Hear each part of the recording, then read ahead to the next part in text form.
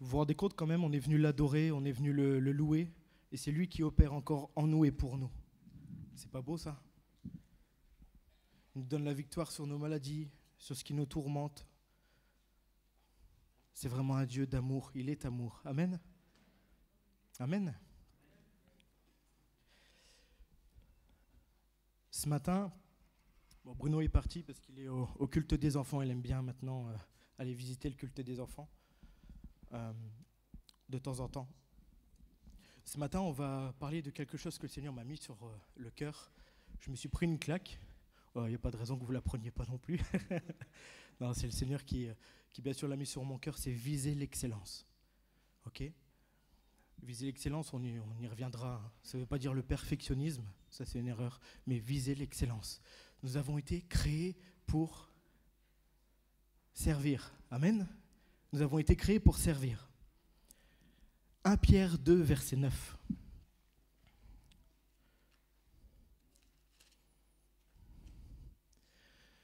Vous, au contraire, vous êtes... J'attends que vous vous réveillez, c'est à vous de le dire. Vous êtes une race élue, un sacerdoce royal, une nation sainte, un peuple acquis, afin que vous annonciez les vertus de celui qui vous a appelé des ténèbres à son admirable lumière. Une lumière, c'est quelque chose qui se voit. Amen. Vous êtes une race élue. Je suis une race élue. Vous êtes tous une race élue. C'est pas magnifique ça? Être élu, c'est beau ça. Quand on regarde un peu dans le dictionnaire, qu'on voit ce que c'est quelqu'un d'élu, c'est par exemple notre président de la République, personne désignée par une élection, d'accord? C'est l'élu de la nation. Vous y croyez ça? Deuxième définition, personne qui réussit mieux que les autres, qui semble avoir reçu un don spécial. Comme David, il avait en lui un esprit supérieur. Personne qui a fait l'objet d'une préférence sentimentale, l'élu de son cœur. C'est beau ça? Normalement, vous regardez votre mari ou votre femme et vous faites « Oh !» Non? Oh, pardon. Moi, je t'aime en tout cas. Et ensuite, personne, peuple prédestiné par Dieu au salut. Dans tous ces thèmes-là, il y a quelque chose en commun, c'est la compétence. Si notre président de la République est aujourd'hui à la tête de notre nation, c'est qu'il est compétent. D'accord? C'est qu'il est compétent. On peut penser ce qu'on veut, quelle que soit notre opinion. On ne ferait certainement pas mieux que lui, je ne ferai pas mieux que lui. Il est compétent. Il a été placé par Dieu, il a fait les études, il a fait ce qu'il fallait pour aujourd'hui être à la tête de la nation. Il est président de la République. Personne qui réussit mieux que les autres, Daniel, l'esprit supérieur, quelqu'un de plus intelligent. Personne qui a fait l'objet d'une préférence sentimentale. Moi, je sais très bien aujourd'hui que si Marielle m'a choisi, c'est normal, quoi. Alors, commencez pas à rigoler, c'est logique, on me voit, je suis beau, je suis polyglotte, je parle 6 ou 7 langues, je sais plus, tu me diras.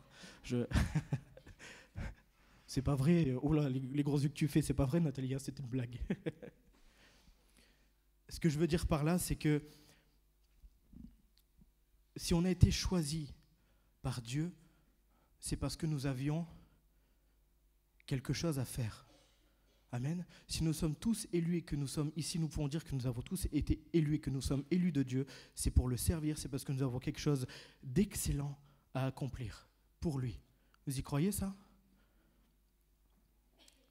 Le Seigneur dit de toi, mon frère, ma sœur, que tu es l'élu, que tu fais partie de cette race élue, que tu es cette personne qui a été choisie pour exceller sur cette terre. Tu es une personne, et souvent on se cache derrière ça, mais qu'on doit remarquer. La Bible dira qu'on est le sel de la terre, que nous sommes la lumière, que nous sommes là pour annoncer la bonne nouvelle. Ce n'est pas quelqu'un qui reste caché. Une lumière, on est d'accord, ça se voit, non? J'en ai partout là. Si je les regarde, d'ailleurs, je vois flou. Une lumière, ça se voit. Et quelqu'un qui sert Dieu, ça doit se voir partout. Au travail, ici à l'église, ça doit se voir.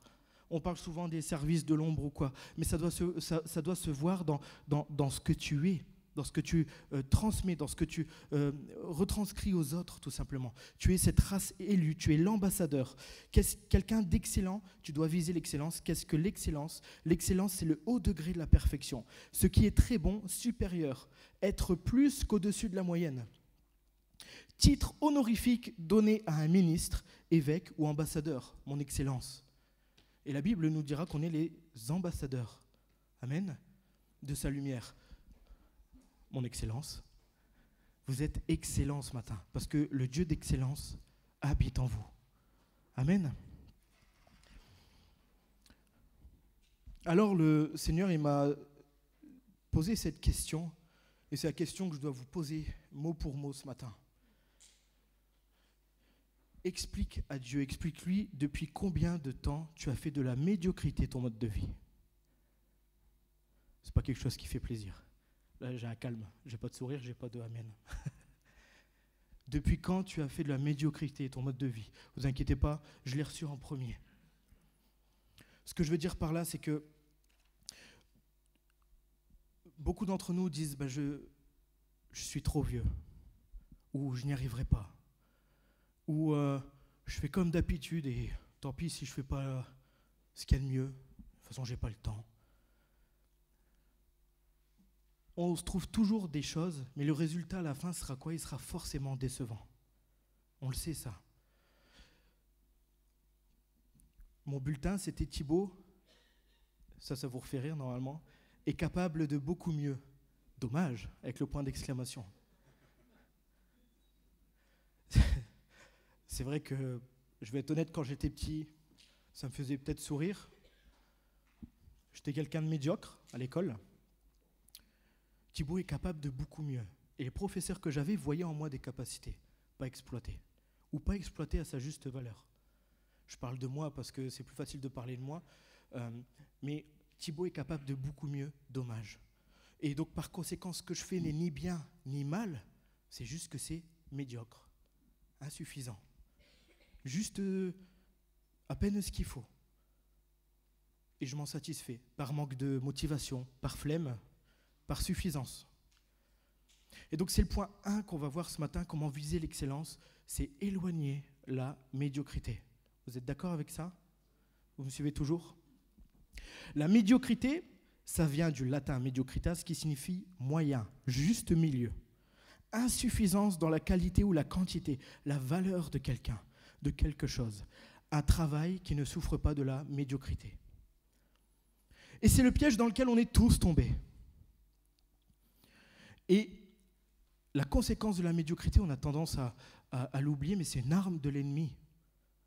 Et il s'en sert pour que nous puissions nous tromper de chemin pour notre vie personnelle et même spirituelle. Pour reprendre mon exemple, je parlais de moi, je parlais de l'école il y a des années et des années. Quand j'y étais, je faisais toujours ce qu'il fallait, et encore. Je me suis jamais challengé. C'est vrai ça. Quand on se ne challenge pas, on ne connaît pas ses limites. Et quand on ne connaît pas ses limites, on ne peut pas tirer le meilleur de nous-mêmes. Il n'y a rien de tel aujourd'hui, je le comprends et je le remarque, que de repousser ses limites, de dire je suis capable de ça, je vais essayer d'aller viser encore plus haut. Et quelqu'un qui se contente de faire ce qu'il faut, ça donne quelqu'un qui est conscient qu'il y a quelque chose à exploiter, mais que comme la limite, le surpassement n'existe pas dans sa vie, en fait, au lieu d'apprendre la victoire, au lieu d'apprendre le courage, le combat, la persévérance, il apprend la paresse, la fainéantise, la suffisance. On connaît tout ça. Le Seigneur, je prends mon exemple parce que c'est moi qui parle ce matin. Et c'est important de dire que je l'ai reçu en premier aussi. Mais je sais que chacun dans nos domaines de vie, nous avons aussi à nous remettre en question sur ce que nous donnons à Dieu ou ce que nous sommes au travail ou auprès de notre entourage. On n'a jamais été créé pour être suffisant. Dès le départ, le Seigneur, il nous voulait jardiniers. L'Éternel Dieu, c'est dans Genèse 2, verset 15, prit l'homme et le plaça dans le jardin d'Éden pour le cultiver et pour le garder. Thibaut, toi, tu es aux tomates. Cateno, tu es aux aubergines. Pascal, toi, tu t'occupes bien des carottes. Et je ne citerai pas celui qui raconte des salades, qui s'occupe des salades. Mais ce que je veux dire par là, c'est que dès le départ, le Seigneur nous a créés pour le servir, pour l'adorer, pour le louer et pour cultiver le jardin. Dès le départ, nous avions une tâche. Dès le départ, nous devons exceller dans nos domaines. Nous n'avons jamais été créés par Dieu pour être suffisants. Est-ce que vous êtes d'accord avec ça? Donc pour moi, mais c'est normal qu'il nous arrive de partir en dépression ou de se stresser, d'être angoissé. On repousse toujours au lendemain ce que nous pouvons faire aujourd'hui. C'est la Bible qui le dit. Soyons contre la procrastination.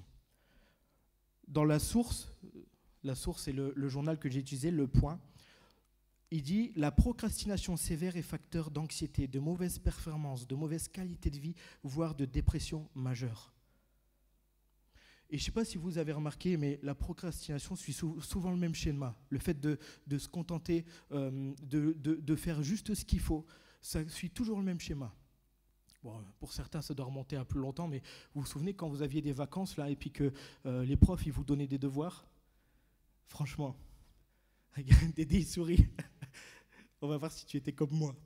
Je me promettais, je me disais, ma parole, dès que je suis en vacances, je trace. Je mets en 2 heures, je fais mes DS, mes DM, je fais tout ce qu'on me demande de faire, et hop, c'est parti, j'y vais. Sauf que dès que viennent les vacances, on jette son sac, et puis il fait beau. Alors on repousse ce qu'on devait faire au lendemain. On dit, c'est bon, je le ferai demain. Et je sors de l'école, c'était une journée fatigante quand même. Donc j'ai le droit de me reposer ce soir et je le ferai le lendemain. Puis le lendemain, il y a quelqu'un qui vient sonner à votre porte. « Hé Thibaut, viens, on va jouer !» Bon, c'est juste un jeu, ça ne va pas non plus prendre toute la journée. Donc je peux repousser encore mon travail, ce que j'ai à faire. Et on continue à repousser. Et mais en plus, c'est pire, on le sait. Parce qu'on l'a dans la tête, ça ne veut pas sortir. On sait qu'on doit faire cette tâche-là qui ne veut pas sortir et on y repense le soir et on se culpabilise. Mais on arrive quand même à repousser. Et puis on finit par la faire parce qu'on est à la veille de reprendre les cours. Et ce qu'on fait souvent, c'est un travail médiocre, mal fait ou bien on ne le fait pas. Et on se promet la prochaine fois qu'il y a des vacances de ne plus le faire. Et on recommence. Ça fait sourire, mais si dès le départ on avait visé l'excellence, on avait fait ce qu'il fallait, on aurait été tranquille. Et moi j'ai été cette personne-là. Maintenant je ne peux plus, je rends gloire à Dieu parce qu'il m'a changé. Je n'arrive plus, c'est impossible. Avec le travail que j'ai, de toute façon, je suis content que j'ai pu organiser ma vie. Je n'arrive plus à repousser au lendemain. Sinon, franchement, je me perds. Et c'est source aussi de stress, d'anxiété, encore une fois. Et le Seigneur nous demande d'exceller dans notre vie, dans notre domaine. Que dit la Bible ? Le problème de la procrastination, c'est qu'une fois que tu as fait entrer dans ta vie, il est difficile de t'en débarrasser. Une fois que tu as fait rentrer la paresse, la flemmardise, l'absence de travail, c'est difficile de t'en débarrasser. Même sur ça, nous avons besoin de l'aide de Dieu. Proverbe 6, versets 9 à 11. « Paresseux, jusqu'à quand seras-tu couché ? Quand te lèveras-tu de ton sommeil ? Un peu de sommeil, un peu d'assouplissement, un peu croiser les mains pour dormir, et la pauvreté te surprendra, comme un rôdeur et la disette comme un homme en armes. » Proverbe 15, versets 1 à 9.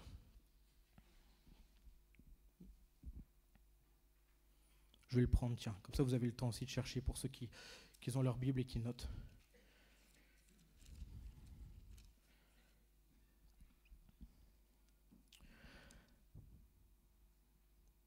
C'est même pas le verset 1 à 9. 1.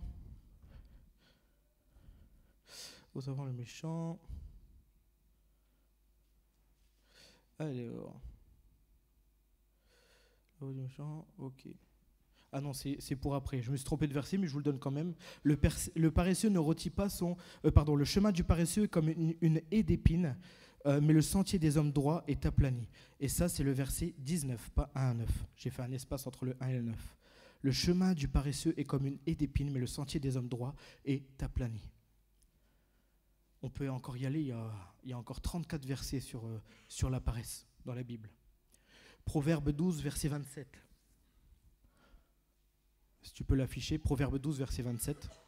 « Le paresseux ne rôtit pas son gibier. » mais le précieux trésor d'un homme, c'est l'activité d'un homme et d'une femme. Oh, c'est jamais. On dit toujours, le travail, c'est la santé. Et on dit souvent la suite, on aime bien la dire aussi. Ne rien faire, c'est... La Bible est en totale contradiction avec ça. Il faut remettre les choses dans le contexte.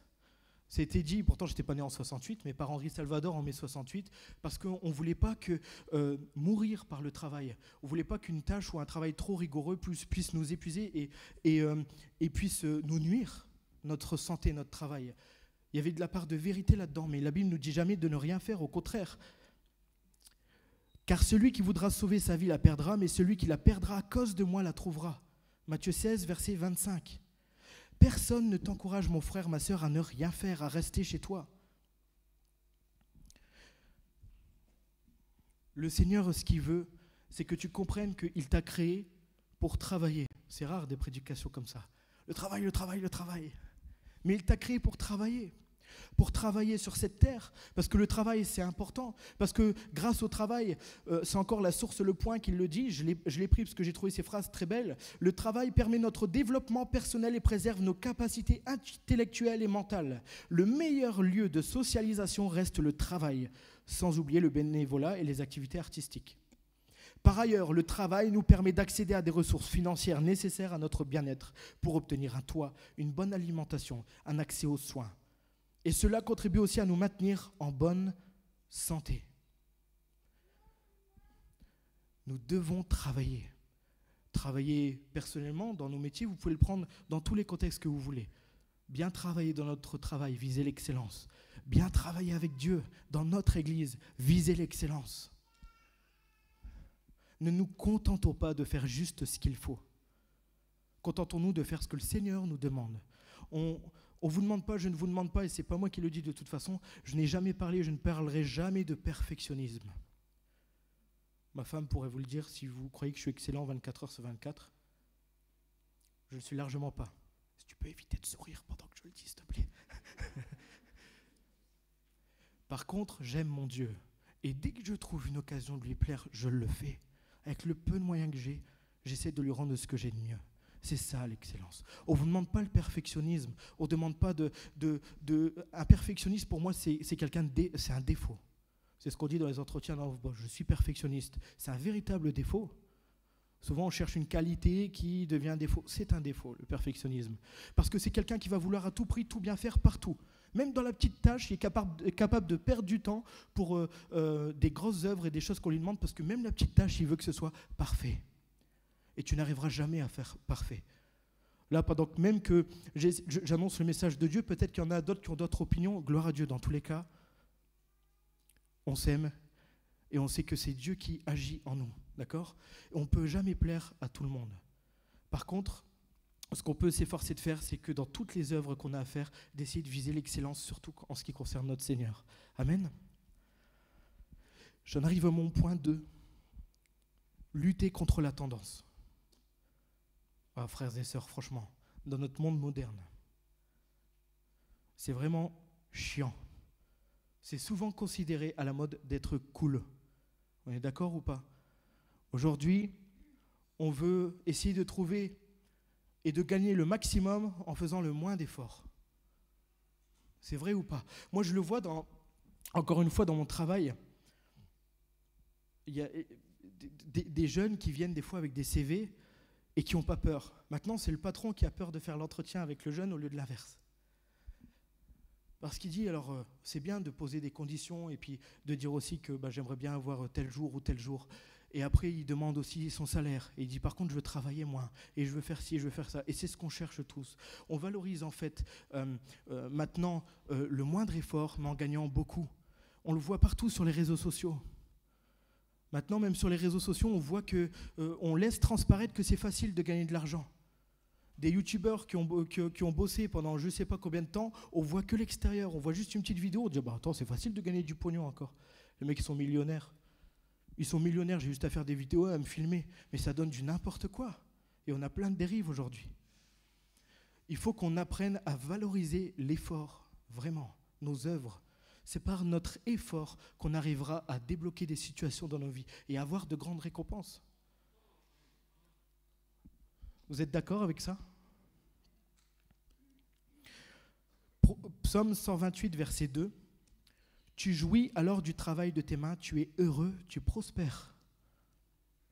Parce que tu travailles de tes mains, parce que tu fournis les efforts, tu es heureux, tu prospères. Il n'y a rien d'éphémère, tu construis, tu bâtis. Ecclésiaste 3, verset 13. Et aussi que pour chacun, manger, boire et voir le bonheur dans tout son travail est un don de Dieu. Mais que si un homme mange et boit et jouit du bien-être au milieu de tout son travail, c'est là un don de Dieu.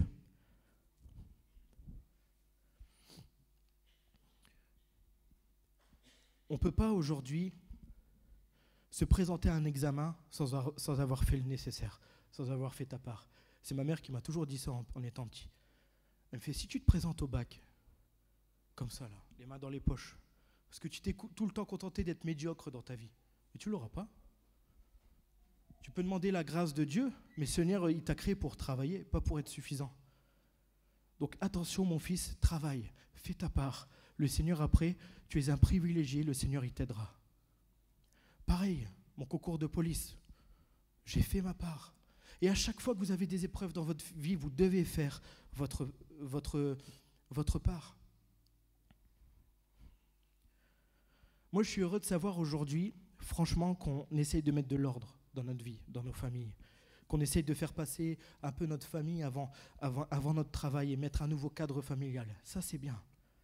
Mais pour moi, force est de constater qu'on a perdu cette saveur, ce goût de franchir les obstacles, de se challenger, de franchir ses propres limites.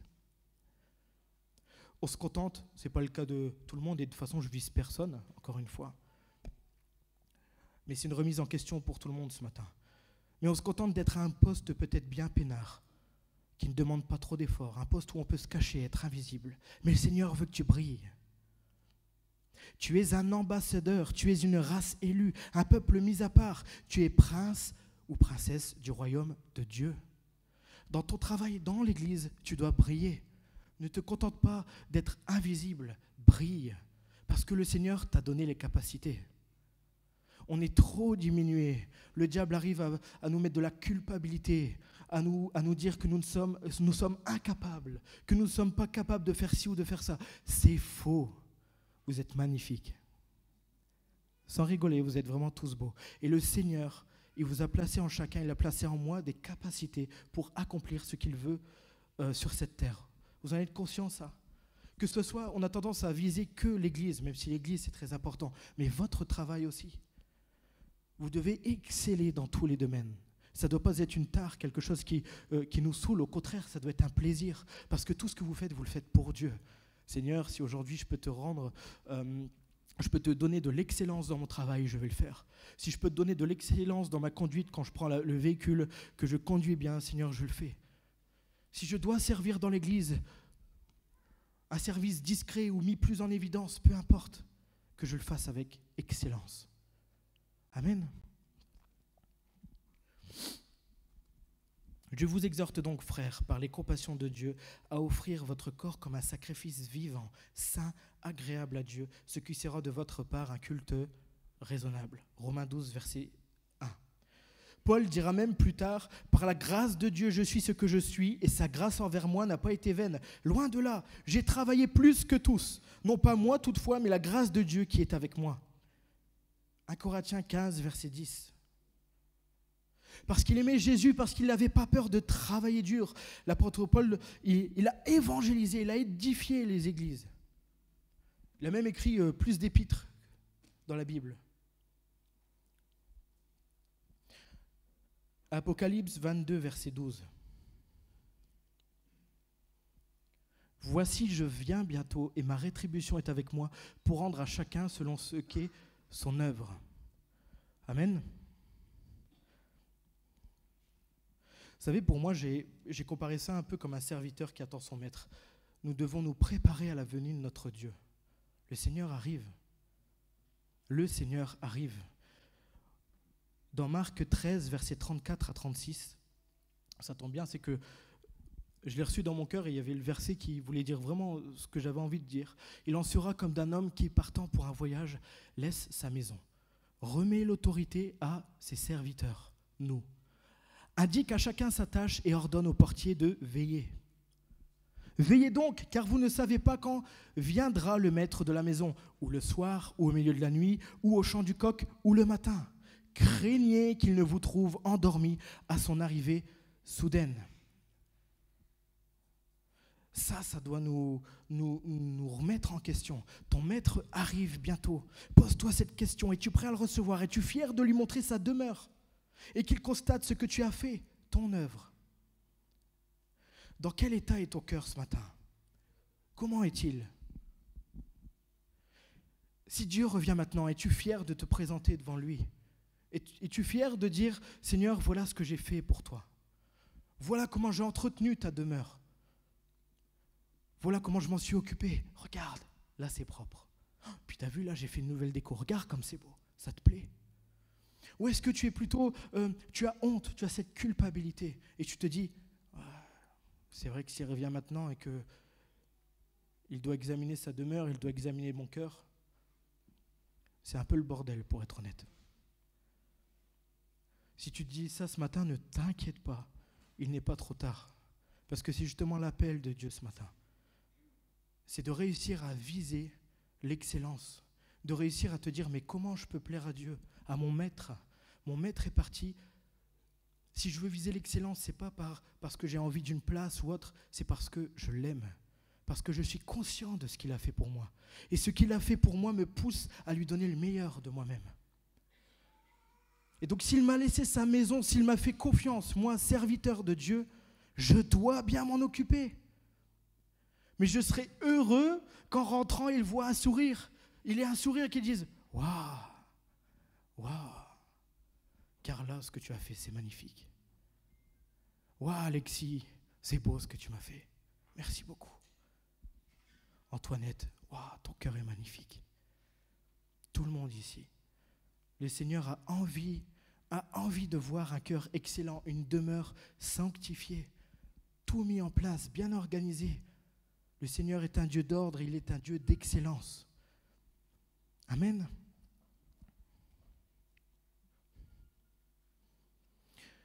Si tu es déprimé ce matin, ou que tu es dans un état sombre, dans un état de culpabilité où tu te dégoûtes de toi-même, le Seigneur veut t'aider ce matin.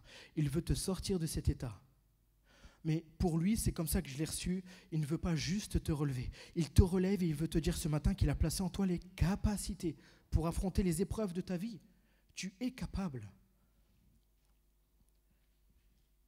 On chante ce matin qu'il y a, le thème, je vous l'ai dit, c'était la victoire et le combat. Et je l'ai rappelé tout à l'heure, mais il n'y a pas de victoire sans combat. Dieu n'est pas un Dieu victorieux s'il n'y a pas des épreuves sur cette terre ou s'il n'a pas eu à faire quelque chose pour obtenir la victoire. Amen. Dieu est un Dieu victorieux. Si vous voulez être victorieux, il faut fournir les efforts. Et il faut tout simplement que l'on soit capable de comprendre que si Dieu habite en moi, qu'il est le symbole de l'excellence, qu'il est excellent, alors je suis fils de l'excellence. Je suis fille de l'excellence. Ça, il faut qu'on arrive à se l'inscrire dans tous les domaines de notre vie, dans notre travail, dans nos relations, dans nos études, dans notre vie spirituelle. Je suis fils de l'excellence. Je veux te donner ce qu'il y a de mieux. Je suis fille de l'excellence. Je ne me permettrai pas de contenter de faire le minimum pour toi ou dans mon travail. Parce qu'à chaque fois que je me contente du minimum, le diable, il en profite. On a tendance à pas trop en parler, mais rappelez-nous que le diable, son but, c'est de nous détruire, de nous nuire, de nous tuer. C'est des mots forts, mais on doit en prendre conscience. Il veut nous tuer spirituellement. Ne nous contentons pas d'être médiocres. Visons l'excellence. Amen. Résistez au diable et il fuira loin de vous. Soyons excellents ce matin. Vous allez repartir, ce sera excellence, excellence, excellence, excellence. Il y a quelqu'un qui a compté combien de fois je l'ai dit? Non? Bon. 2 Timothée 3, versets 16, 17. Toute écriture est inspirée de Dieu et utile pour enseigner, pour convaincre, pour corriger, pour instruire dans la justice, afin que l'homme de Dieu soit accompli et propre à toute bonne œuvre. Il n'y a rien d'insurmontable pour Dieu. Crois-tu qu'un maître, Dieu, il s'en va de sa maison et il ne laisse pas ce qu'il faut au serviteur pour entretenir sa maison? Le Seigneur a tout laissé pour faire en sorte que le serviteur puisse travailler comme il faut. Et le Seigneur, il t'a tout donné, il t'a donné la parole de Dieu. Il t'inspire à chaque fois pour que tu puisses tout simplement être propre à toute bonne œuvre et lui donner ce qu'il faut. Ne crois pas que tu es laissé dans une maison comme ça et que tu dis, par quoi je vais commencer? Non, le Seigneur est un Dieu d'ordre et il a tout prévu. Il t'a déjà tout préparé. Il veut juste que tu fasses, que tu te mettes en action, que tu fournisses des efforts. Amen. Et tout au long de notre vie, Dieu, il nous donne ces occasions de découvrir cette excellence. Quand on surmonte des obstacles, franchement, quand on puise dans cette force, dans cette excellence, quand on apprend cette chose qui dit que le Seigneur ne permet pas que le faible soit confronté à de grands défis qui le surpassent. Le Seigneur est toujours avec nous. Et franchement, est-ce que ça vous fait plaisir quand vous êtes victorieux sur une épreuve? Quand vous le témoignez aux autres? Combien de fois je parle avec vous et vous me dites, oh Thibaut, oh là ce que le Seigneur il a fait pour moi. Et puis que je dis, rappelle-toi, il y a une semaine ou 15 jours quand tu tirais la tronche. T'as vu, le Seigneur est bon. C'est pareil pour moi. Quand on a l'épreuve, on ne doit pas la subir. On ne doit pas la subir. Dieu est un Dieu d'excellence. Donc il veut tout simplement que tu puisses comprendre pourquoi il y a cette épreuve et agir, fournir les efforts nécessaires. Bien sûr qu'il faut tout le temps s'en remettre à Dieu. Bien sûr que c'est un Dieu de grâce et qu'il vient avec toi affronter ça. Mais c'est tout le temps un Dieu de victoire. Même le malheur qu'il t'arrive, il le transforme en une occasion de lui rendre gloire. C'est beau ça quand même. Des choses que tu n'as pas demandé qui te tombent dessus, qui te cassent en deux. Et le Seigneur te répare et t'es encore plus beau. C'est pas beau ça?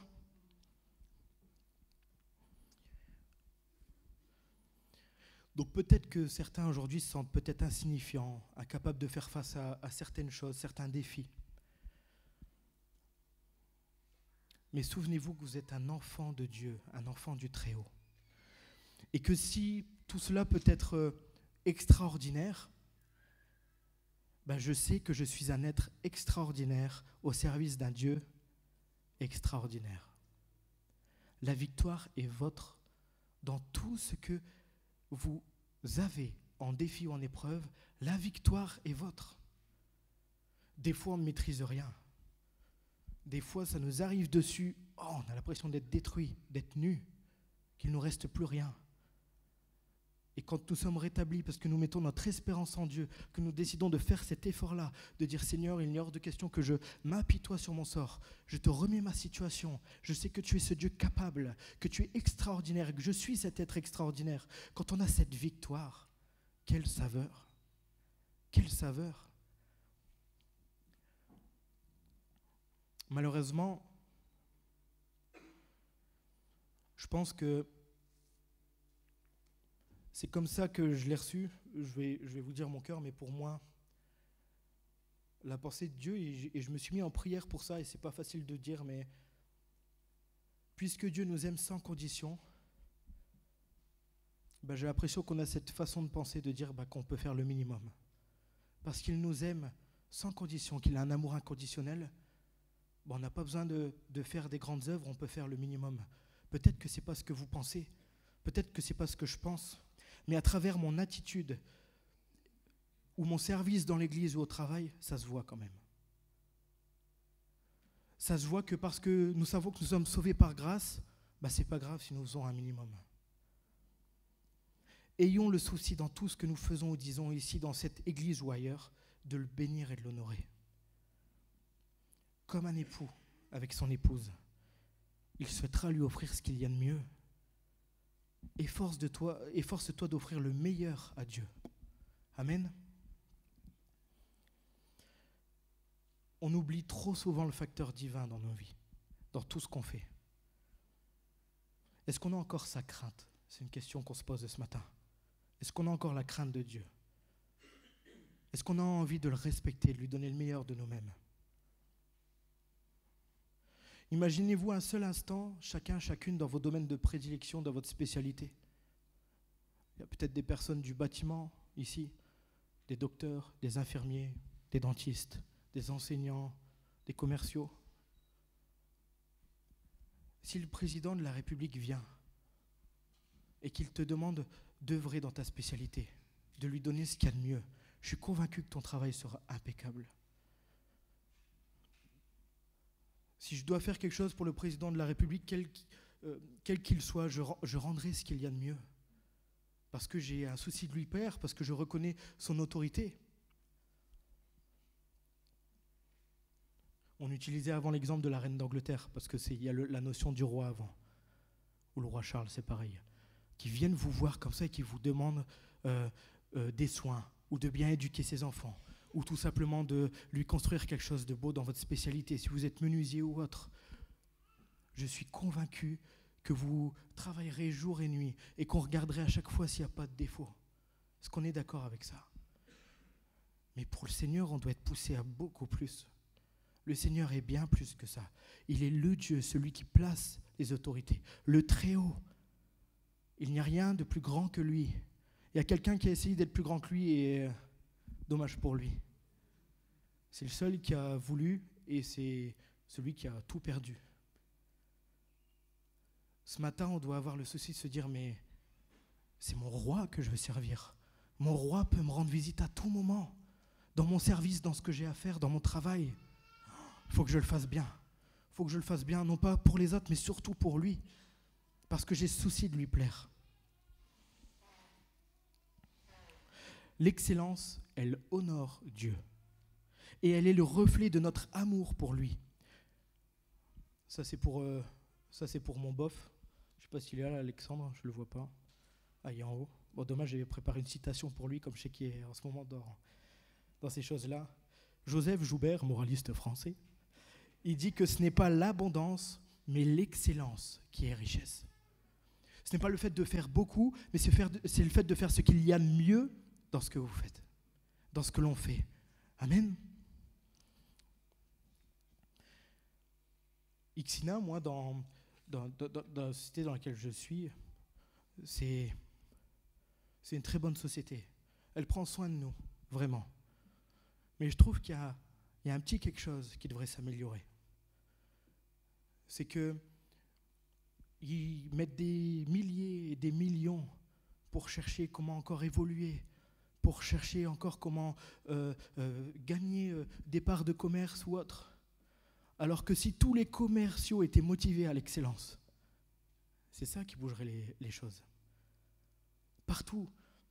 Et moi, ce que je me réjouis, c'est que dans notre église, on n'a pas des millions d'euros. Donc on n'a pas le choix d'être motivé à l'excellence. Donc le seul moyen de franchir les obstacles, le seul moyen de nous agrandir, nous, en tant qu'église, c'est tout simplement de chercher à fournir ce qu'il y a de mieux dans ce que nous faisons.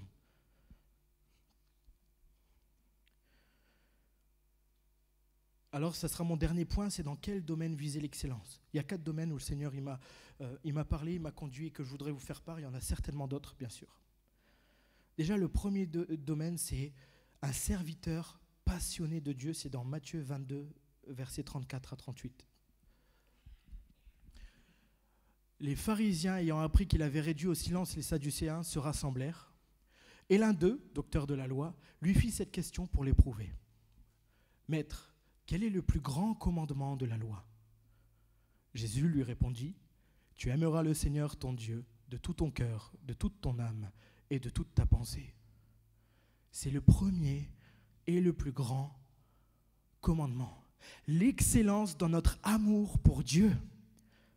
Aimer son Dieu, chercher à lui plaire, lui faire de belles attentions dans la journée, lui parler, savoir recevoir, lui prier, l'adorer. Exceller dans ce domaine-là. Excellons ensemble dans ce domaine-là, dans notre amour pour Dieu. Ça doit être le plus important. C'est le premier et le plus grand commandement. Excellons dans notre amour pour Dieu, dans ce que nous voulons lui donner, dans le peu que nous avons, dans le peu que nous pouvons faire, excellons pour lui. Amen. Le point 2, l'excellence dans nos rapports. Les collègues de travail, les amis, la famille. C'est juste après dans le verset 39, si tu peux mettre la suite. versets 39 et 40.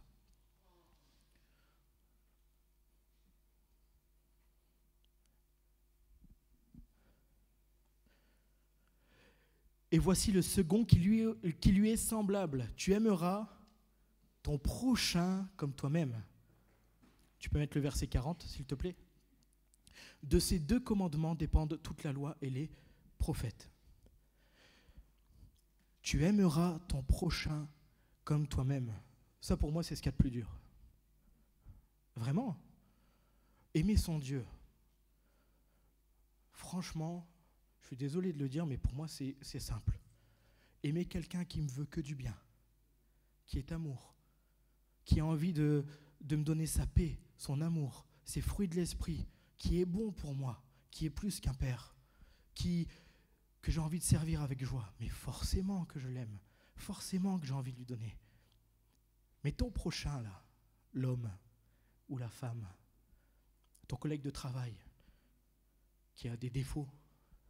Bon, déjà, la Bible nous dit qu'on est les pros pour voir les défauts des autres et pas les siens. Mais admettons, il a des défauts. Oh, c'est dur de passer au-dessus, non ? Au-dessus de ses défauts. Et pour moi, aimer son prochain comme soi-même, c'est être capable de le regarder et lui dire « Je t'aime et je te bénis ». C'est être capable de passer au-dessus de peut-être ce qu'il est, ce qui te rebute, ce qui te dégoûte, pour parler franchement, ce qui te répugne, et tout simplement ne pas prendre part à ça, mais changer ton état d'esprit et avoir compassion de lui ou d'elle. Ça, c'est extrêmement dur. Avoir compassion de ton prochain. C'est facile ici, encore une fois, d'avoir compassion de mon prochain. On s'aime tous. Des fois, il peut y avoir des petites choses ou quoi, mais globalement, non, c'est pas vrai, on s'aime tous. On s'aime tous et si on doit prier pour l'un ou pour l'autre, on le fait. Si on doit passer du temps avec l'un ou l'autre, on le fait. C'est pour ça qu'on est heureux de se retrouver entre 10h et midi, non ? Franchement. On loue Dieu ensemble, on a des sourires, on se tient par la main. Gloire à Dieu. Mais pour moi, quelqu'un qui est à l'encontre de ce que je suis, c'est là où j'ai du mal, comme tout le monde, on a du mal. Et avoir de la compassion pour cette personne-là. Prier pour elle, la soutenir, être là quand elle en a le besoin. Tout simplement lui donner de l'amour comme on aimerait qu'on nous donne. C'est ça. Ça, c'est difficile. Et c'est pour moi ça le plus grand commandement, et je suis content qu'il soit dans la Bible, parce que c'est dans ce domaine-là qu'on doit viser l'excellence également. De se dire, allez, je sais que c'est difficile, je sais que c'est pas évident, je sais qu'il y a des choses qui ne me plaisent pas chez lui ou chez elle, mais tout comme ça tombe, j'ai des choses aussi qui ne lui plaisent pas. Le plus important, c'est quoi, Dieu ? Je suis là pour quoi ? Pour ta gloire. Même si je trouve qu'il m'est impossible directement de parler de toi, et par mon comportement, je vais montrer l'excellence de qui tu es. Je vais montrer l'excellence de ton amour. Et je veux que cette personne puisse voir que tu l'aimes. Je veux que cette personne puisse voir que parce que j'ai le bon caractère, le caractère du paix, de l'amour, des fruits de l'Esprit de Dieu, je sais que cette personne-là sera touchée. Et même de toute façon, tu t'en occupes. Ce que tu me demandes, moi, c'est d'être un témoin. Dans nos relations, dans nos rapports avec nos collègues de travail, c'est pas que les collègues de travail, les amis et la famille. Les amis et la famille. Est-ce que tu aimes ton frère, ta sœur ? Est-ce que tu aimes ton père, ta mère, ton enfant, malgré ce qu'il a pu faire ? Est-ce que tu arrives à éprouver de la compassion pour lui ?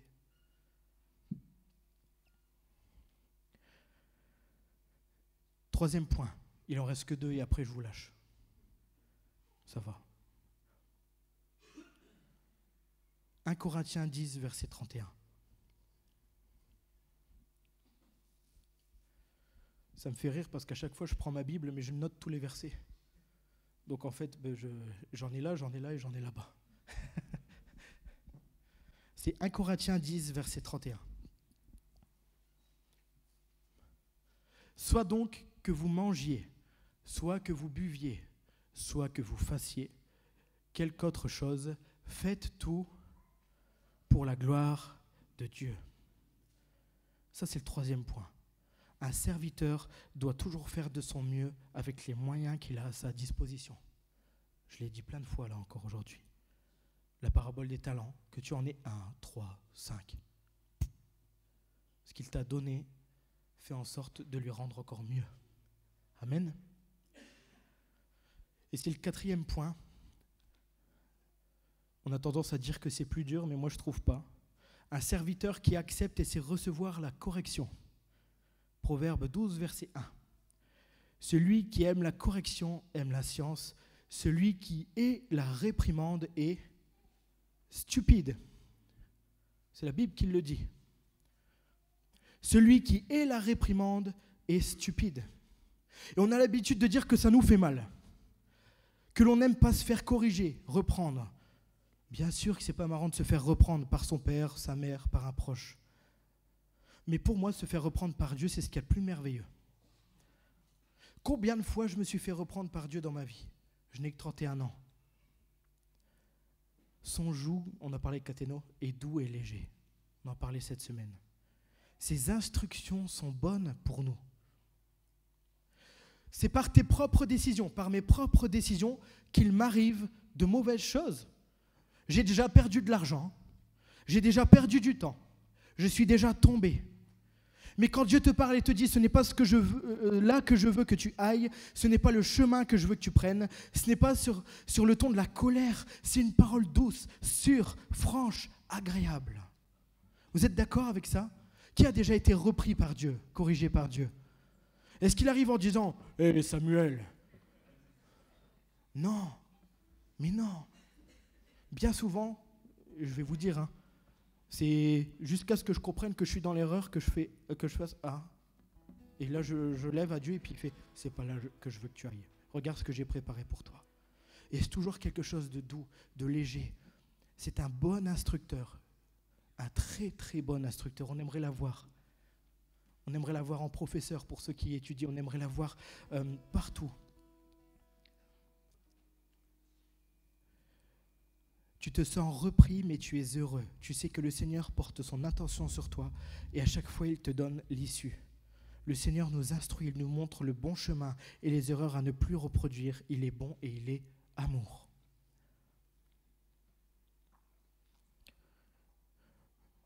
Si certains se sont peut-être sentis repris et bousculés ce matin, sachez que je l'ai été aussi.